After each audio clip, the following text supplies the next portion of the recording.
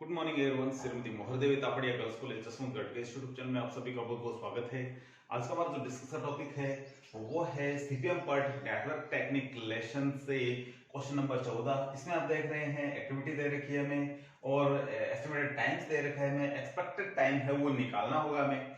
और इस क्वेश्चन में हमें जो चीज पूछी है वो हमें क्या क्या पूछी है देखिए। सबसे पहले है नेटवर्क डायग्राम, फिर क्रिटिकल पाथ निकालना है हमें और एक्सपेक्टेड प्रोजेक्ट कंप्लीशन टाइम भी हमें साथ में निकालना है सीपी के साथ में क्रिटिकल पाथ के। एक्स्ट्रा में जो चीज पूछी गई है वो है प्रोजेक्ट कंप्लीशन ऑन 90% प्रोबेबिलिटी। तो कहना मतलब है 95% जो प्रायिकता है उस पे जो है ये प्रोजेक्ट कितने दिनों में खत्म हो सकता है। तो ये चीजें हमें जो निकालनी है। इसके अलावा जो प्रॉफिटेबिलिटी है, जो जेड इसकी वैल्यू दे रखी है वो है 1.64 और 9 है। ठीक है, ये इसका फॉर्मूला है जेड का। ठीक है, यानी प्रॉफिटेबिलिटी निकालने का, प्रॉफिटेबिलिटी का।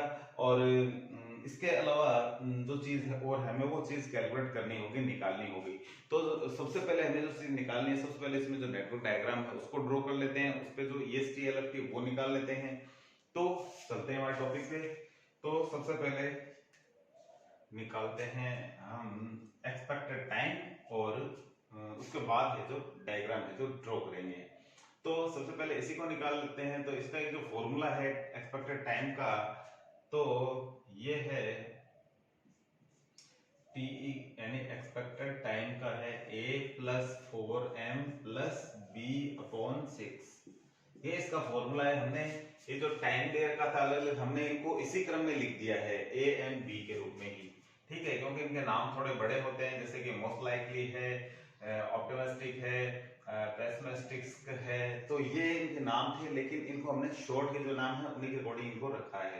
तो चलते हैं हम इसको टाइम निकालने के लिए। तो सबसे पहले इसको 4 से गुणा करना है m को, और आजू बाजू वाली संख्या जोड़ के 6 का भाग लगाना है। तो इसको 4 से गुणा करेंगे तो ये आएगा 4, और ये दोनों 8 हो जाते हैं। 8 और 4 12, 12 में 6 का भाग लगेगा तो आएगा 2।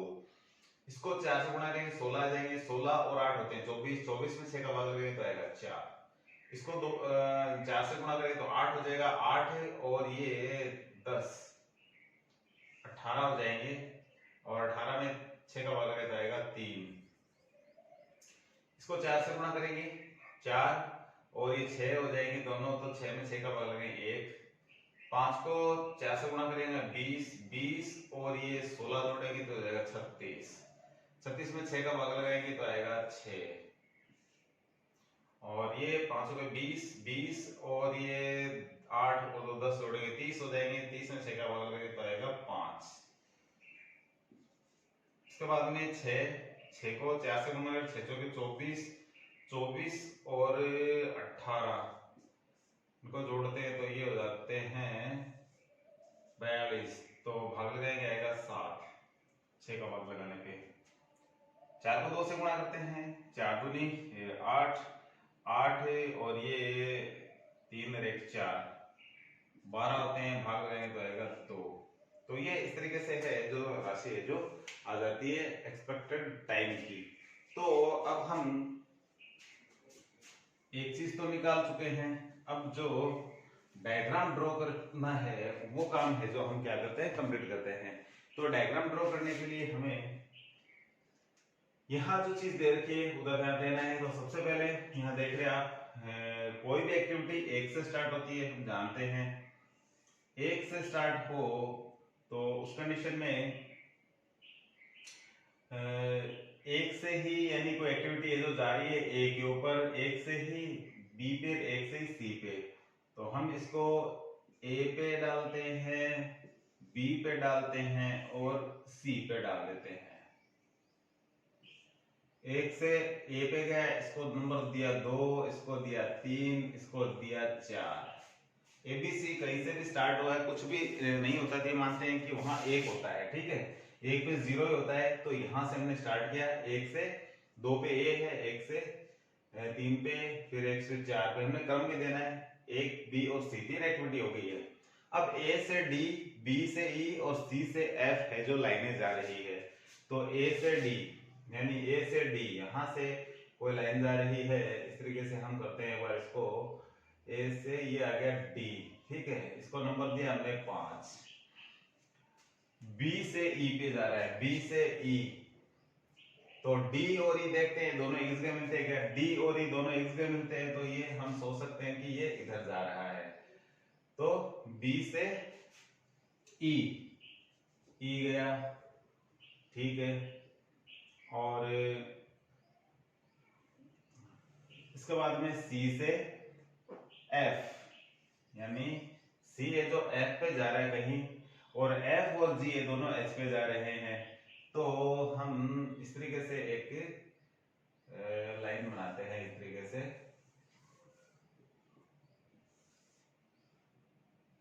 आगे की ओर, जो सी से एफ बना देते हैं, इसको सी से गया एफ, ठीक है, एक बार हमने इसको ऐसे खींचा, हम डी और ई दोनों मिलके जी पे जा रहे हैं, डी और ई कहां जा रहे हैं, दोनों जी पे,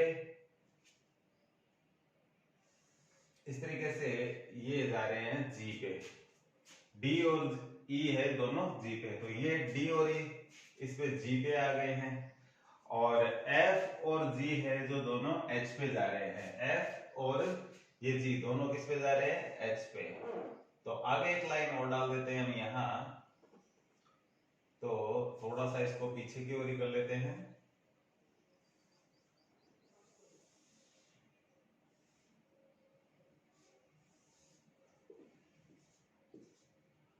इसको क्रम देंगे हम 6 और आगे देंगे 7, जी और एफ है जो कि एच पे जा रहे हैं, तो इस तरीके से ये जो ड्यूरेशन सारा कंप्लीट हो जाता है, आप इस तरीके से इसको बना सकते हैं, एरो का निशान लगाएंगे, तो आप मेरे ख्याल से समझ गए हैं कि किस तरीके से हमने इस डायग्राम को है जो ड्रॉ किया है। नेक्स्ट प्रोसेस में हम इसका जो EST है, LFT है वो निकालेंगे, और इसका जो CP है वो निकालेंगे। तो सबसे पहले हम इसका CP निकाल देते हैं, क्रिटिकल पाथ।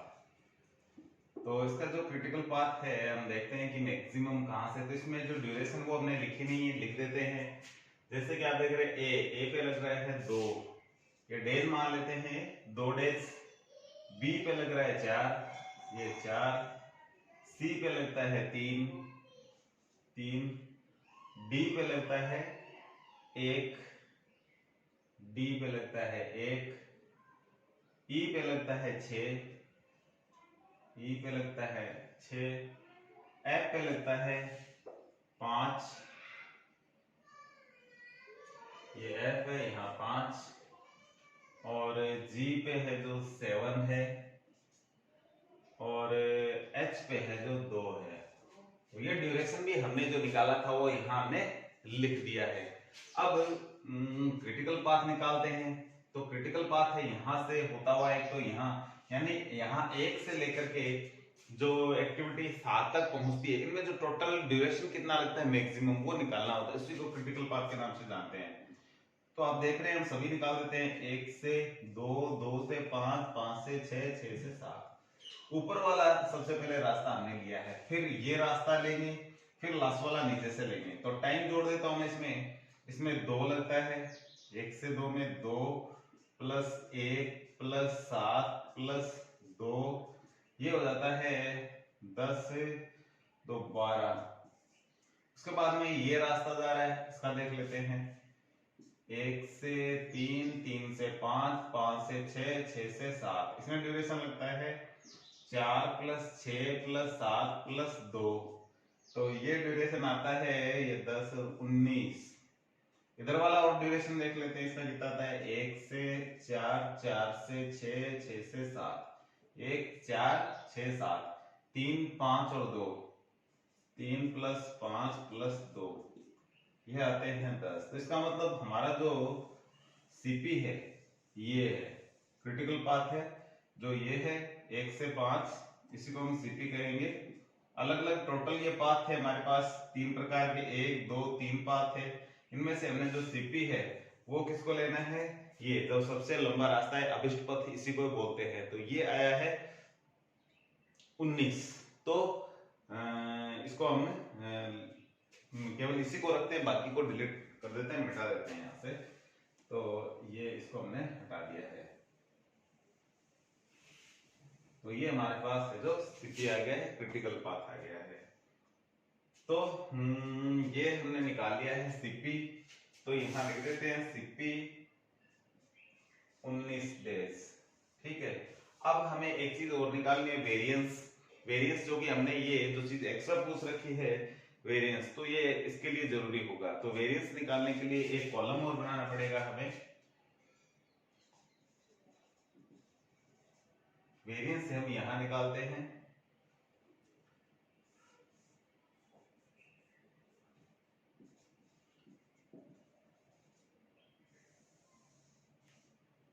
इस कॉलम के अंतर्गत हम वेरिएंस निकालेंगे। वेरिएंस का जो फॉर्मूला होता है वो होता है b माइनस 1 की पावर 6 का होल स्क्वायर।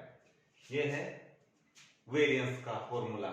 और b और a है, इसमें से घटाएंगे और 6 का भाग लगा करके स्क्वायर करेंगे। तो आप देख रहे हैं यहाँ सबसे पहले 7 में से हम 1 घटाएंगे, आएगा 6। 6 में 6 का भाग लगाएंगे तो आएगा 1। 1 का स्क्वायर 1 ही होता है। तो पहले में वेरिएंस आया 1। यहाँ 7 में से ये वापस वही है, 1 घटाएंगे बचेगा 6। 6 में 6 का भाग लगाएंगे तो बचेगा, उस पे स्क्वायर लगाएंगे तो 1 ही आ जाएगा, 1 ही बचेगा। फिर 8 में से 2 घटाएंगे तो बचेगा 6। 6 में से 6 का भाग लगाते हैं तो 1 आता है और 1 का स्क्वायर 1 ही होता है। फिर ये 1 में से 1 घटाएंगे तो आएगा 0 और 0 में भाग लगाए तो 0 ही हो जाना है यहाँ। उसके बाद में है 14। 14 में से हम घटाते हैं 2 तो बचेंगे 12। 12 में 6 का भाग लगाएंगे तो आएगा 2 और 2 का स्क्वायर होता है 4। यहाँ 8 में से 2 घटाएंगे तो आएगा 6। 6 में 6 का भाग लगाते हैं तो 1 आता है और उसका स्क्वायर भी 1 ही होता है। 15 में से 3 घटाएंगे तो बचेगा 12। 12 में 6 का भाग लगाते हैं तो आता है 2 और 2 का स्क्वायर होता है 4। और 3 में से हम घटाते हैं 1 तो बचता है 2 और 2 में 6 का भाग लगाए और उसका स्क्वायर करें तो ये कुछ इस तरीके से आएगा। 6 से इसको थोड़ा हल कर देते हैं तो ये आता है 1/3 का स्क्वायर या 1/9। तो ये आएगा 1/9। तो इसको 1/9 के रूप में हम क्या कर लेते हैं, लिख लेते हैं। तो ये है जो हमने इनका वेरिएंस निकाल लिया है। तो हम इतनी चीज निकाल चुके हैं। अब जो EST और LFT है, जो चीजें निकालनी है वो और निकाल देते हैं। उसके बाद में नेक्स्ट जो चीज है वो और बाद में हम निकालेंगे।